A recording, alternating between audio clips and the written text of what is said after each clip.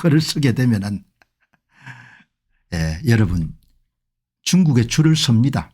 선거를 장악한 자들은 권력을 탈취해가 여러분들 친중국가 친북국가로 갈 것이고 계속해서 미국하고 이런 다툴 겁니다. 끊임없이 분쟁하겠죠. 자, 그러면 이제 내가 이야기하고 싶은 것이 잘 알아라 이야기. 중국 쪽에 줄을 서면은 당신들이 어떻게 박살이 나는지를 내가 보여주겠다 이야기죠.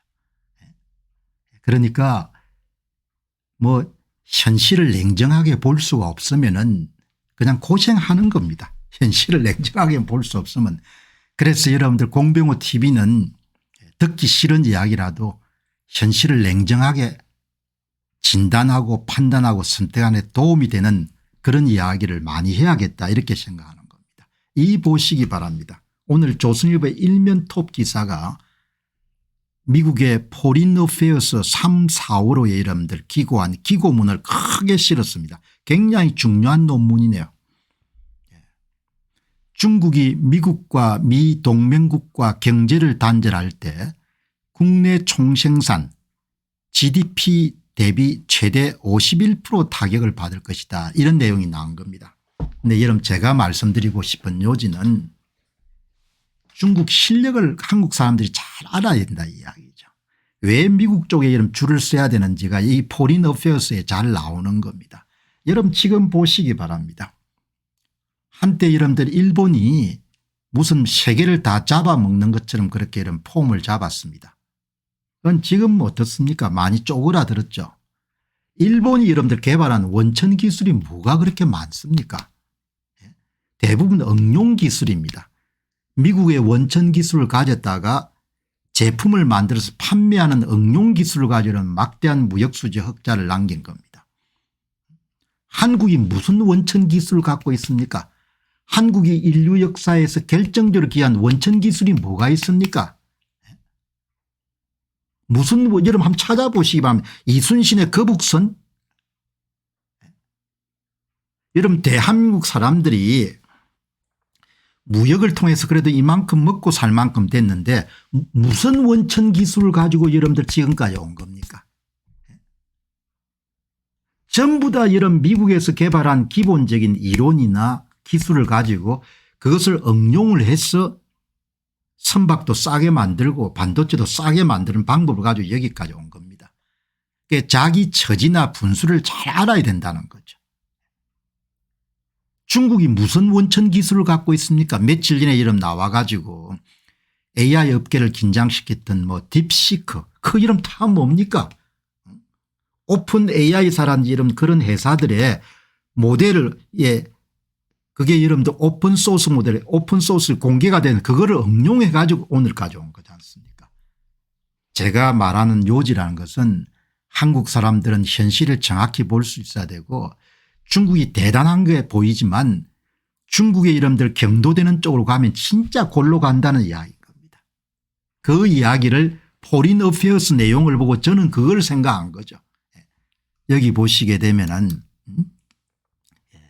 포린 어페어스 3, 4호로에 기고한 진짜 강력한 중국 카드 이 다트머스 대학의 교수들이 쓴 글을 이렇게 소개를 했는데 뭐 그래서 기본적으로 미국이 해군력을 가지고 이런 중국을 압박을 하게 되면은 그런데 지금 여기 이야기하지 않습니까? 중국의 GDP를 평가하면 미국의 절반 수준이라고 하는데 1975년 소련 경제가 최대였던 1975년 미국 경제의 57%는 아직 못 미치는 수준이다. 이런 이야기를 하거든요.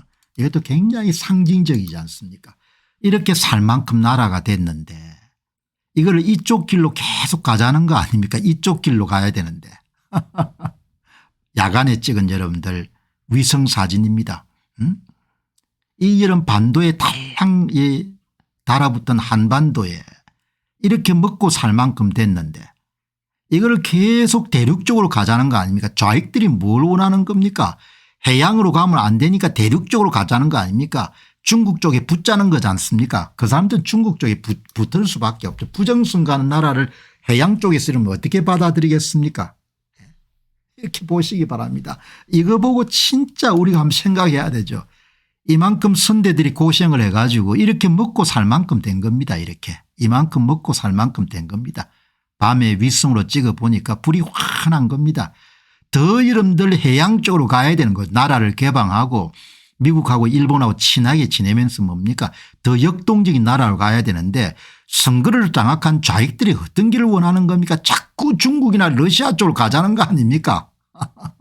그리고 갈 수밖에 없고 이 그림 하나를 보고 대한민국의 40대 50대가 정신을 좀 차렸으면 좋겠는데 뭐 정신 차리기는 힘들죠. 왜냐하면 다 지 잘난 맛으로 사니까. 그래서 고생을 자식들하고 고생을 하기 전에는 깨우치기가 어렵다는 겁니다. 차라리 2030 세대가 훨씬 더 정직한 겁니다. 여러분 여기서 저는 중국 문제를 언급할 때 한국 사람들이 줄을 잘 서야 된다고 이야기를 하는데 중국은 첫 번째는 어떤 경제체제든 간에 처음에는 잘 나가는 척은 보입니다. 어떻게 잘 나가는 척 보이냐. 자본 투입과 노동 투입을 늘리는 겁니다. 양적 성장을 하는 겁니다. 일본이 양적 성장을 통해 가지고 세계를 마치 여러분들 호령하는 국가가 되는 것처럼 보였고 한때 한국이 양적 투입을 많이 해가 여러분들 마치 뭡니까 세계에 뭐 아주 대단한 나라가 된 것처럼 보였고 그러나 여러분 일본도 꺾였고 한국은 외환위기를 통해 꺾인 겁니다. 중국은 지금 엄청나게 대단한 나라처럼 보이지만 중국이 뭡니까 도로 항만 주택 전부 다 양적 투입을 해가지고 자본 투입이나 노동 투입을 가지고 더 이상 성장할 수가 없는 겁니다. 어느 수준이 되면 딱 자원을 낭비한 죗값을 치르게 되는 겁니다. 그것을 일본이 치렀고 한국이 치렀고 동아시아 위기를 통해서 여러분들 아시아의 신흥국가들이 치렀고 그다음에 중국이 치르는 겁니다. 양적 투입에서 질적 투입으로 전환을 하지 않으면은 그러면 지속적인 성장이 안 되는 겁니다. 그것을 일본이 경험했고 그다음에 한국과 신흥국가들이 경험했고 그다음에 중국이 경험하는 겁니다. 그런데 여러분들 그거를 못 보고 중국이 어마어마하게 대단한 국가인 것 같다. 아이고 셰셰님 이렇게 이러면 나가게 되면 콜로 간다는 이야기인 겁니다. 예, 골로 간다는 이야기입니다. 여러분 그 이야기를 잘 이렇게 이야기했네요.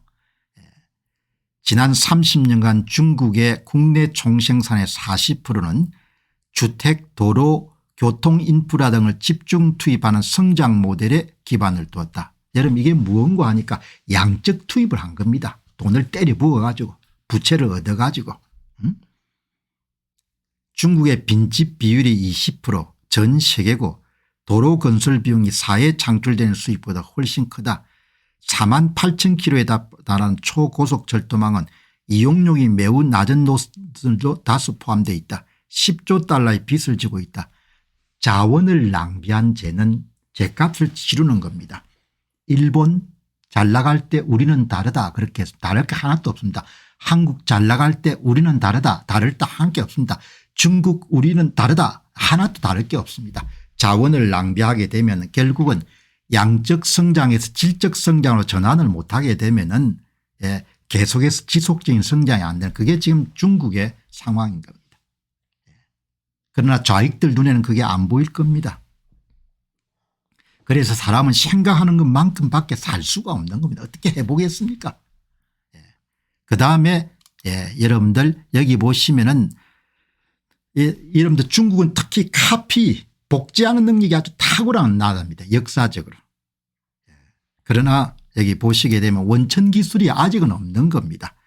중국 첨단 제조 산업의 상당 부분은 애플이나 보시나 파나소닉이나 삼성이나 폭스바겐 같은 외국 기업이 만들고 설계한 제품들이고 이들 제품은 미국과 동맹국의 기술과 전문성 부품에 크게 의존하고 아이폰 14는 중국에 조립돼 미국으로 수출되면서 2018년에 미국은 이 제품 100억 달러의 무역 적자를 냈지만 타이완의 팍스콘이 소유한 중국 공장에 조립한 아이폰 14의 중국 회사 부품이 차지하는 가치는 4%에 불과하고 미국이 32% 한국이 25% 일본이 11% 타이완이 7%를 차지했다.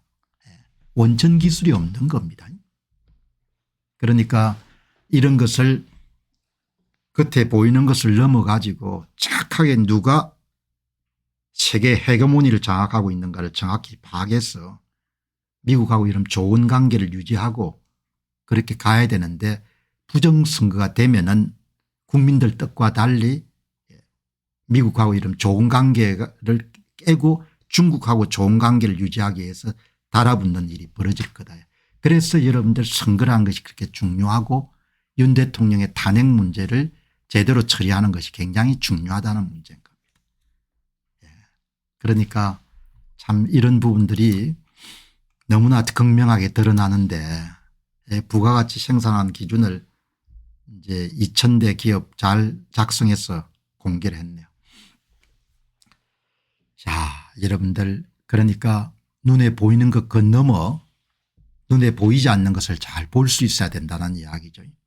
그리고 참 한국 사람들은 잘 판단을 해야 되는 거고 그리고 이번에 대통령의 탄핵 문제를 법에 따라서 여러분들 정직하게 처리하고 그다음에 10년 정도 된 고질적인 부정선거 문제를 제대로 처리해야 그래야 여러분들 체제가 변질이 돼 가지고 죽을 고생을 하는 길을 피할 수가 있다. 그렇게 보시면 좋겠습니다. 자, 이 마피아 선관위 사람들은 가족회사다 이렇게 하지만 가족회사는 자기들이 벌어서 쓸 때 가족회사라고 볼 수 있지 않습니까?